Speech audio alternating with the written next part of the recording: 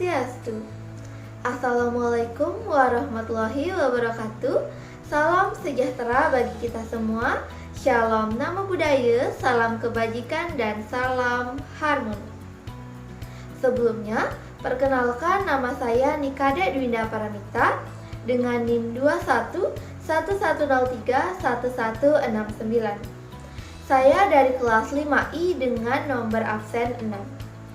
Saya berasal dari program studi S1 Pendidikan Guru Sekolah Dasar, jurusan Pendidikan Dasar, Fakultas Ilmu Pendidikan.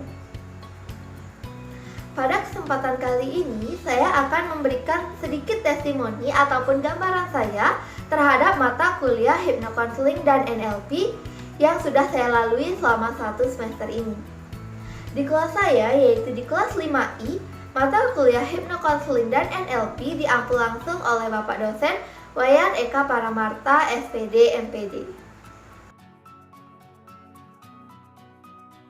Materi yang dibelajarkan pada mata kuliah Hypnocounseling dan NLP merupakan materi yang sangat menarik dan merupakan suatu hal yang baru bagi saya, karena dapat memberikan gambaran maupun pengetahuan baru mengenai hipnosis dan juga NLP, terutama mengenai hipnosis.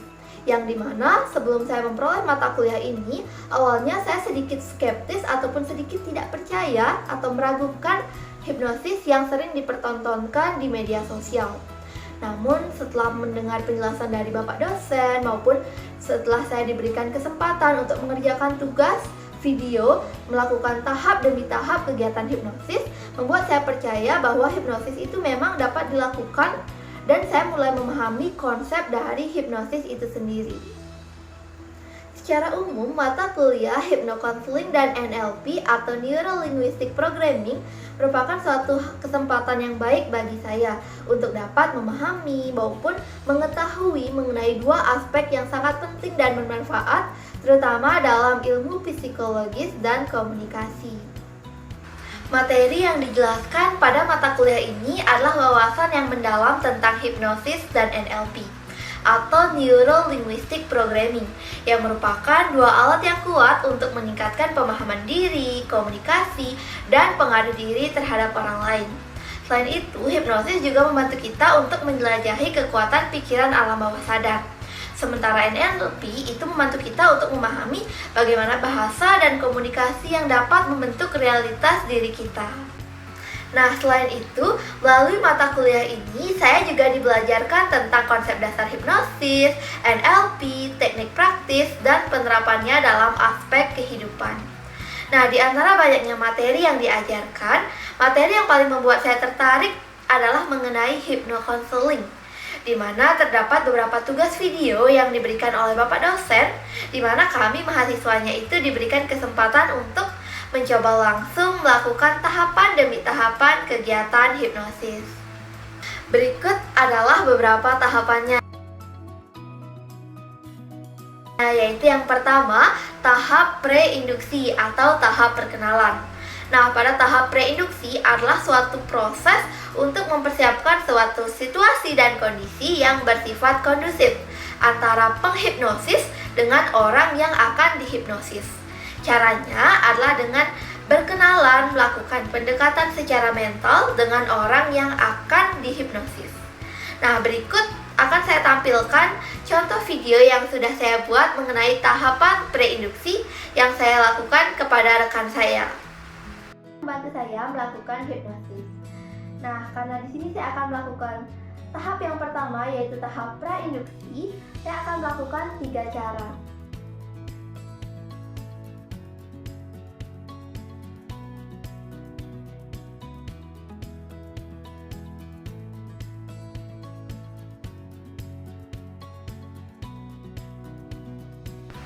Nah, yang kedua yaitu tahap induksi atau tahap menuju rileks. Untuk bisa menuntun seseorang untuk masuk ke kondisi hipnosis itu diperlukan adanya induksi. Induksi sejatinya adalah suatu sugesti yang diberikan kepada klien yang bila disetujui dan dijalankan oleh klien akan membuat klien itu berpindah dari kondisi kesadaran normal ke kondisi hipnosis. Nah, berikut akan saya tampilkan video yang sudah saya buat mengenai tahapan induksi yang sudah saya lakukan bersama dengan rekan saya. Membantu saya dalam melakukan kegiatan hipnosis, tepatnya pada tahap induksi. Nah, perlu juga kalian ketahui bahwa induksi itu dapat dilakukan dengan berbagai macam cara. Namun di sini saya memilih satu cara, yaitu shock induction.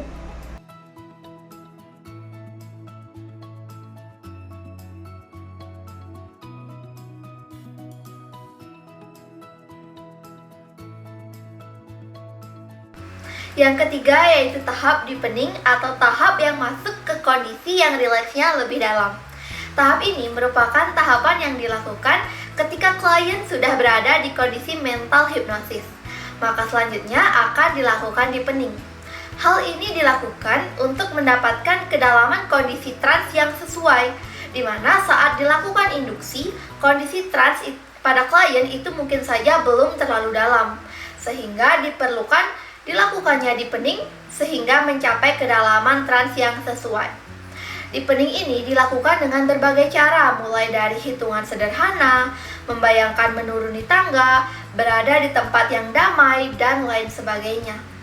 Dalam tahap ini biasanya juga dilakukan pengecekan kedalaman trans dengan mengobservasi ciri-ciri dari kondisi trans itu sendiri, maupun dengan memberikan pertanyaan yang berkaitan dengan skala kedalaman. Aktivitas ini itu dinamakan dengan Deep Level Test. Dan berikut akan saya tampilkan contoh video di mana saya melakukan hipnosis tahap deepening kepada rekan saya. Baik, di sini saya sudah bersama dengan rekan saya yaitu Marisa yang akan membantu saya dalam melakukan kegiatan hipnosis tepatnya pada tahap deepening.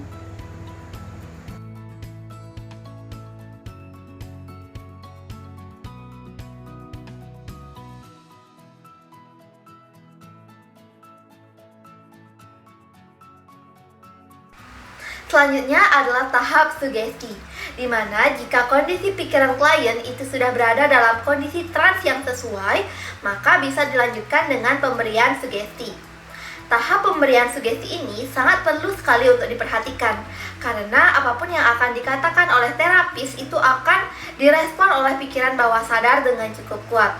Oleh karenanya, pemberian sugesti ini haruslah dilakukan dengan benar dan aman.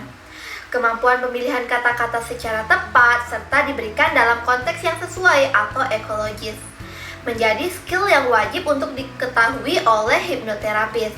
Pemberian sugesti itu tidak selalu dengan sugesti langsung atau direct suggestion. Akan tetapi bisa juga berupa sugesti untuk mengingat, sugesti untuk memahami, sugesti untuk membayangkan, dan sugesti lainnya, sehingga klien akan dapat mengalami sudut pandang yang dibutuhkan untuk merasa lebih baik lagi. Nah, pada tahap ini saya tidak membuat video, melainkan membuat skrip sugesti. Berikut akan saya tampilkan skrip sugesti yang telah saya buat.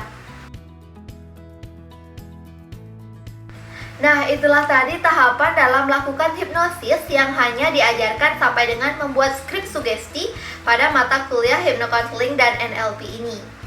Selain saya tertarik dengan materi hipnosis, saya juga sangat tertarik dengan materi self-hypnosis. Yaitu self-hypnosis adalah kegiatan hipnosis yang dilakukan oleh diri sendiri, baik itu dengan menginstruksi diri sendiri ataupun dengan mendengarkan audio instruksi yang juga sudah ditambahkan dengan background suara yang tenang agar kita menjadi jauh lebih rileks. Nah, dari video yang telah saya buat, di mana saya melakukan self-hypnosis, saya mendapatkan banyak sekali manfaat yang dapat saya rasakan, di mana di tengah beberapa beban pikiran yang saya rasakan beberapa waktu belakangan ini, dan ketika saya melakukan self-hypnosis dengan mendengarkan audio terapi atau audio relaksasi yang juga telah saya buat, membuat kondisi tubuh dan juga pikiran saya menjadi jauh lebih rileks dan tenang. Beban pikiran yang saya rasakan juga menjadi jauh lebih ringan, sehingga saya dapat menyelesaikan semua masalah ataupun tugas kuliah juga dengan tenang dan dapat terselesaikan dengan tepat waktu. Nah, berikut akan saya tampilkan sedikit cuplikan di mana saya melakukan self-hypnosis. Di dalam kepala dan perlahan-lahan buang. Rasakanlah energi positif yang ada di sekitar yang membuat kepala dan leher Anda berada dalam keadaan yang rileks dan semakin nyaman. Nah, dengan banyaknya manfaat dan juga pengetahuan baru yang saya dapatkan dari mata kuliah ini, membuat saya juga berharap bahwa mahasiswa-mahasiswa lain yang juga nantinya akan mengambil mata kuliah ini sebagai mata kuliah lintas prodi akan dapat memperoleh manfaat dan pengetahuan yang sama banyaknya dan sama bermanfaatnya. Dan harapan saya ke depannya bagi mata kuliah ini yaitu semoga pembelajaran ke depannya dapat dibuat dengan jauh lebih inovatif, jauh lebih kreatif lagi. Dan semoga mahasiswa lain di semester selanjutnya akan dapat mengikuti perkuliahan ini secara langsung atau secara tatap muka. Nah, sekian dari saya. Apabila ada kesalahan kata, saya mohon maaf. Saya tutup dengan Parame Santi. Om Santi Santi Santi Om. Salam harmoni. Terima kasih.